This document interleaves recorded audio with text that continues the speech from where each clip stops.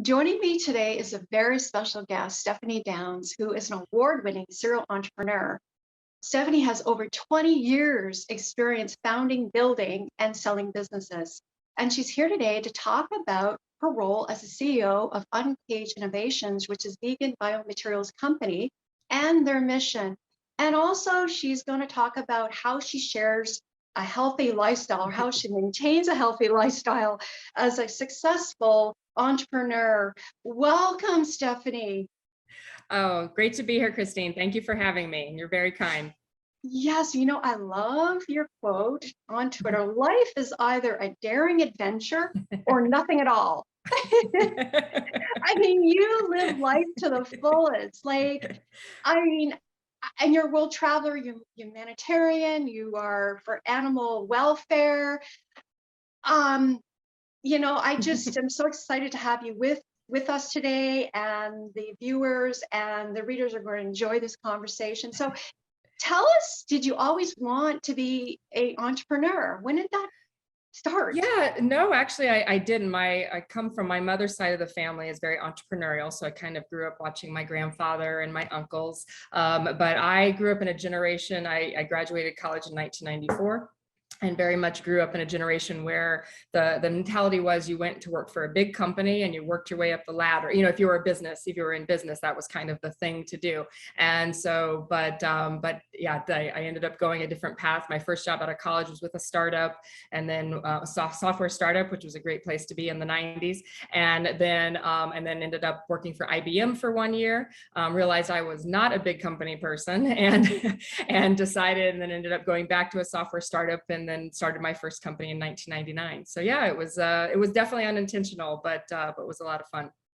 Yes, and like with your passion beginning at such, you always knew what you wanted, right? And you founded your first company, as you said, in 1999. But you're also regarded as an entrepreneur because you do like corporate social responsibility, I should say, humanitarian for animal rights, and and you're also a vegan. So you are living the life that you want. You Yeah. have the passion to help others and investors, scientists, and brands. And so tell us, when you became a vegan, when did that start? Yeah, so my gateway drug, I joke, into becoming a vegan and ultimately, starting vegan companies was really just walking some animals at a shelter. After starting my first company, it was just a lot of stress. All the dot coms, was Mm. happening, and then the dot com bust, and it was just a lot going on. So I decided I really felt like something was missing in my life, and I wanted to go give back. Mm. And I really thought that was going to be the final piece of happiness, so to speak, because financially I had accomplished the things I wanted to, but still just wasn't feeling the euphoria I thought I would feel at that point in my life. And so yeah, I just volunteered at an animal shelter. I thought I'm just going to go hug some puppies and clean some kennels, and it's just going to be this really kind of unstressing type thing. Next thing I know, I'm on the board of directors. I'm running the annual fundraiser. So, and but then I was kind of hooked. Like I definitely felt, that, I used to go every Saturday and help with at the kennels and stuff. And then I would go afterwards and eat a pork barbecue sandwich at this restaurant down the street. And one Mhm. day I was just sitting there and the light bulb kind of went on, and I thought, I've spent 6 hours helping dogs and cats, and then I come and eat this other animal. And that was kind of the beginning of that journey for me. Wow, and that was the pivotal moment that you said, "What am I doing?" You have a pork sandwich, and then you're Yeah. right, and Yeah. and it's just like following your calling, your path. And I Yeah. mean, when I mentioned at the early introduction, your award-winning 40 under 40 award. There's a Dewey Do Goods Do Gooder award, Award. and is there any other awards? I've spoken at TEDx, and yeah, so there's been some others, but those are probably the most interesting. Yeah, so I want to talk to you about, congratulations on Uncaged Innovations. What, I love the name. Thank you. Uncaged. Yeah, Right. we've gotten such great feedback on the name, which makes me happy. Yeah, so tell us about it. It's a startup, correct? And Correct. it's, instead of having animal leather, it's having vegan leather, Right. correct? So tell Correct. us, your mission. Yeah. So our mission is to create leather alternatives for brands that make it easier for them to transition away from traditional animal leather if they wish to. And then we're also developing innovations that we can work with tanneries to help even tanneries kind of evolve into other areas if they wish to do so with their businesses. Because I have a great respect for family businesses and things that have been around for hundreds of years. But I think technology enables us to do things in better ways. So our material is completely bio-based, so it's made out of plant ingredients, and it's actually a formula of different ingredients that we bring together because leather is interesting. Leather is actually a fantastic material, right? It's strong. It provides some stretch. It can come in different colors and different textures. So it really takes like you have to bring together various ingredients to attempt to replicate that. But what we're doing can be done in a very sustainable, it's great for the environment, obviously very good for the animals, but also trying to take into account the respect that we have for, an industry that's been around for a long time. Yes, and it's like a lot of research involved. Yeah. Needless to say, but Yeah. tell us about that, like the research development and. Sure. Yeah, no, I was, so before this, I did a plant-based meat company. And so I had a very good understanding and passion for bringing things to consumers and companies that make it easy for them to transition. And so when I decided to do Uncaged, it's definitely need a business person in a venture, but in this type of venture, you also need scientists who actually know how to do things in a lab. And so I was fortunate. I connected with a couple different scientists, and they went to work. Our CTO, who is amazing, my co-founder in the venture, her name is Jacqueline Wang, and she's extremely humble. But when you go deep, I actually didn't know for like 6 months until after we started working together. She went to essentially the Harvard of China, and got a degree in chemistry, and then she did her PhD at Georgia Tech, and then she worked at Johns Hopkins for 7 years, where she actually figured out how to make biomaterials recreate corneal implants for the human eye. So she's brilliant. She's my secret sauce.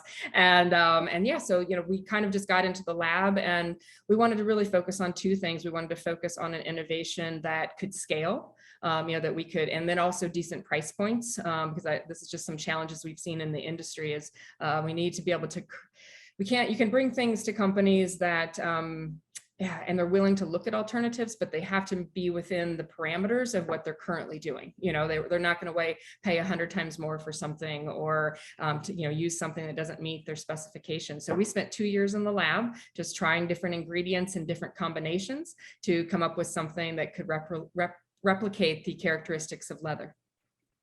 Yes, and what's the feedback been like so far? Like with Yeah, it's been great. We really just are coming out of stealth mode as of a couple months ago. So we started interacting with brands in the June timeframe, and we're already in discussions and under NDA with 5 different global brands, both automotive and fashion. And then we're talking to like 40 other smaller brands. So the response has been fantastic. People when I send our samples, I say these are prototypes. Oh, I apologize. I should grab some of the material here in a bit and show it on screen. But we define them as prototypes, and the brands say, this is not a prototype. These are fantastic. So it's been really great. Yes, and people want samples, I would think. Yes. So no, that's been great, and we're ramping up our ability to produce samples, and so no, it's going to be a fun ride. Today we were just contacted out of the blue on LinkedIn by one of the world's largest automotive companies. So like they heard about us and reached out. So it's a good time to be in this space. There's a lot of interest. Yes, like the auto industry, the fashion industry, but change, sometimes it takes people, generally speaking, like change, but it feels like leather. It's the best thing, and so tell us like the process, like how can people get involved, like to reach out to. Yeah, so obviously anybody who wants to reach out, go to our website, uncagedinnovations.com.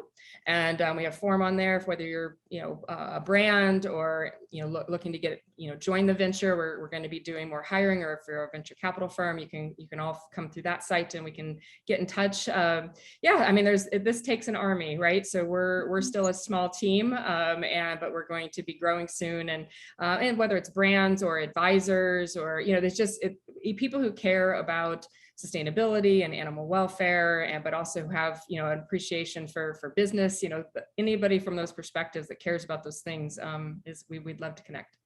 Yes, and consumers, they generally want to, they want to change for the good of the climate, sustainability, right.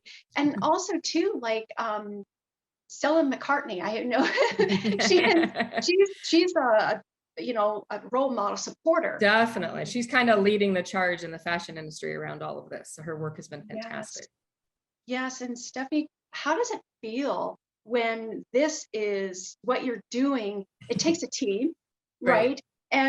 But how does it feel like, it's like you're making a difference in the world? And yeah, no, that for me, and it was definitely, for any of the listeners that are kind of trying to find that journey, I would say it's not easy. I mean, it wasn't, I was on the business side, and then I also went and did various things on the nonprofit, side, and then it really, it was like, this didn't feel quite right, and this didn't feel quite right. Sometimes I feel like Goldilocks, like this isn't quite right, and this is, and ultimately I kind of met the two in the middle of a social enterprise, where you're doing, and so I think it takes a while to sometimes find it, but I think that it's so worth it. It feels fantastic, and especially to work on something where you literally, it was just an idea on PowerPoint that I sat around and contemplated, what should we call this? And now we're like engaging with major brands, and and getting great feedback on the samples. So it's hard to describe, but it's definitely a great feeling.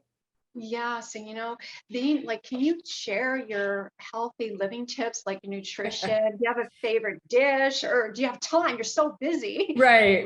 I would have to say I'm certainly not the poster child for healthy, mainly just because of my time being so limited. And it's funny, I don't know how to cook, and I could have, of course, taught myself later in life, but my mother refused to let me learn how to cook when I was a young girl. She wouldn't let me learn how to type or cook.